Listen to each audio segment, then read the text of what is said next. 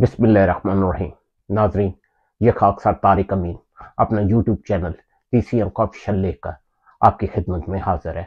आज बातचीत का आगाज ही हम अपने इसी यूट्यूब चैनल तीसरी अंक के हवाले से करेंगे। पिछले 2-4 रोज में मुख्तलिफ दोस्तों के साथ बात हो रही थी, तो एक दो दोस्त ने मुझे कहा कि तारिक साहब, आप ये देखें कि आपके ये चैनल जो है, इसकी व्यूअरशिप जो है वो उस लेवल पे नहीं आ रही जो कि हम एक आम यूट्यूबर्स के चैनल्स को देखते हैं। तो मेरा उनसे एक सवाल था। मैंने उसे कहा कि भाईजान, आप कभी डिजाइनर शॉप पे गए हैं? कहने लगा, मैं आपकी बात समझा नहीं। मैंने कहा, डिजाइनर शॉप और एक आम शॉप में बहुत फर्क होता है। डिजाइनर शॉप पे वही जाएगा जिसको उसका डिजाइन का ज़ौक होगा, शौक होगा और उसकी बारीकी को जानता होगा। और ठेले पे तो फिर आप देखेंगे कि लाइनें लगी होती हैं। तो अर्ज ये है, मैंने उसको कहा कि मैं अपनी दुकानदारी बढ़ाने के लिए, अपना चूरन बेचने के लिए कभी भी वो ठेले वाला सामान पैदा नहीं करूँगा कि जो भी आया उसे मैंने बेचना है रंग रोगन लगा के। मैंने तो हकीकत पे बातें करनी है। तो इसी हवाले से आपसे अर्ज यही है कि जो लोग भी मेरा ये चैनल देखें, और उन्हें बात वो करूँगा जिसमें वजन होगा। अगर आपके दिल को लगे कि ये बंदा अच्छी बात कर रहा है तो फिर इसको ज़रूर सब्सक्राइब कीजिएगा। और एक और चीज़, मैं बड़ी जिंदा दिली के साथ आपके कमेंट्स को कबूल करूँगा। अच्छे हों, बुरे हों, तनकीद ज़रूर, अगर आप समझते हैं कि उस पर तनकीद की जाए तो पॉजिटिव तनकीद भी जो है वो ज़रूर कीजिए। मुझे अपनी इस्लाह का और मौका मिलेगा। तो चले अब मौजू की तरफ आते हैं।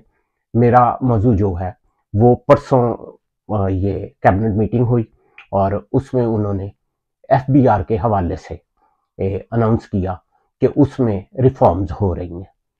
मैं पिछले एक साल में मैं FBR के मौजू पे 3-4 व्लॉग भी कर चुका हूँ। 2 मैं कॉलम लिख चुका हूँ। नवाए वक्त में भी मेरे कॉलम आए थे इस मौजू पे।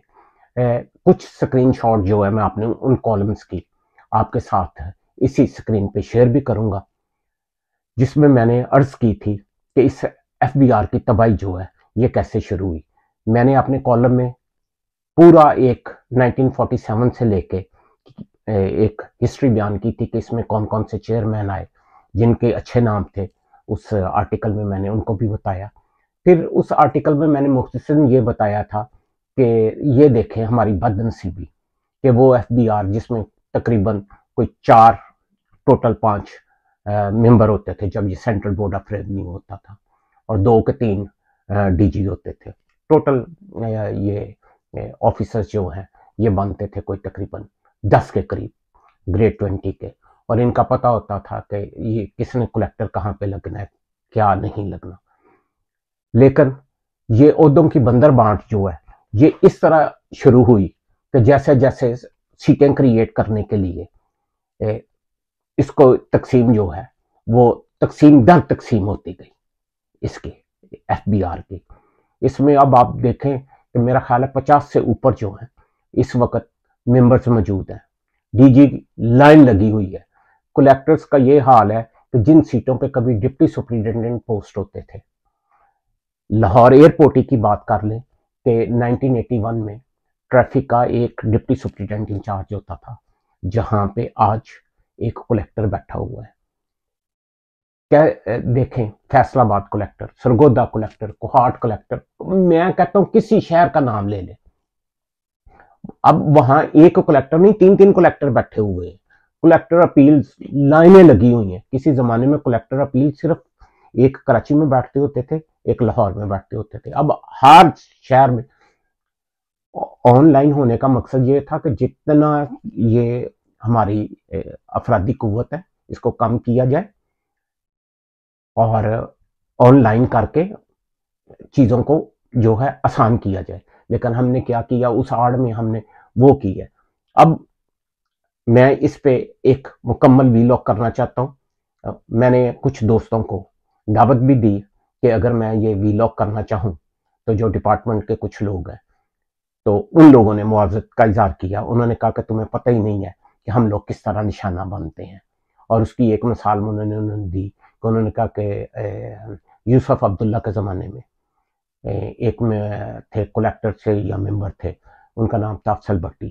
تو جب یہ اس وقت بھی تقسیم شروع ہوئی تھی ان لینڈ ریونیو اور کسٹمز کی, تو انہوں نے کہا کہ جو پھر افضل بھٹی صاحب کا حال ہوا تھا کیونکہ انہوں نے مخالفت کی تھی, تو وہ کہتے ہیں کہ ہم لوگ جو ہیں اپنی نوکری میں اس چیز کا خطرہ مول نہیں لے سکتے کہ آ کے اس کی ہم مخالفت کریں اور اس یہ جو ریفارمز ہو رہی ہیں ان کو کریں.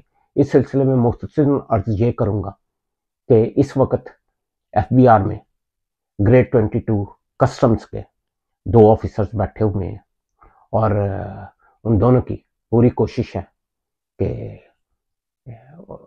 اب ایف بی آر جو ہے وہ کسٹمز کا علیحدہ ہو جائے اور ان لینڈ ریونیو کا علیحدہ ہو جائے. اور اس کے پیچھے کیا حقیقتیں ہیں؟ ایک طرف ہماری جو وزیر خزانہ ہے اس وقت, ان کے تعلقات ہیں.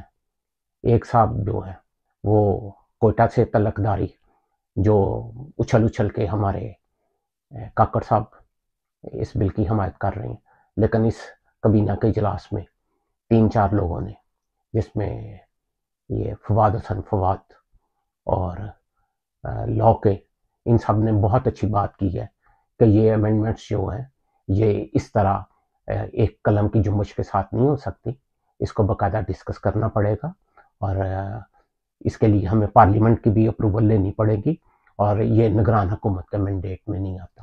اس وی لاگ کے وساطت سے میں صرف یہی عرض کرنا چاہتا ہوں کہ جلد بازی میں ایسا کوئی قدم نہ اٹھایا جائے. ان لینڈ ریونیو والے اس کی فل مخالفت کر رہے ہیں. کیوں کہ آپ دیکھیں کہ اس وقت ان کا پلڑا بھاری ہے اور انہی کا چیئرمین آتا ہے. تو ہمارے کسٹمز کے لوگ چاہ رہے ہیں کہ کسٹمز کا ایک علیحدہ ہمارا ایف بی آر ہو جائے, اور ان لینڈ کے میرے دوست چاہ رہے ہیں کہ یہ نہ ہو کیونکہ ہمارا پلڑا بھاری رہتا ہے. تو ان کو یہ ہے کہ جب کسٹمز والوں کا علیحدہ ہی بن جائے گا تو پھر جیسے ممبر کسٹمز کی پوسٹنگ جو ہے وہ اسی گروپ کے بندے کی ہوتی ہے, اسی طرح چیئرمین بھی جو ہے اسی گروپ سے آئے گا.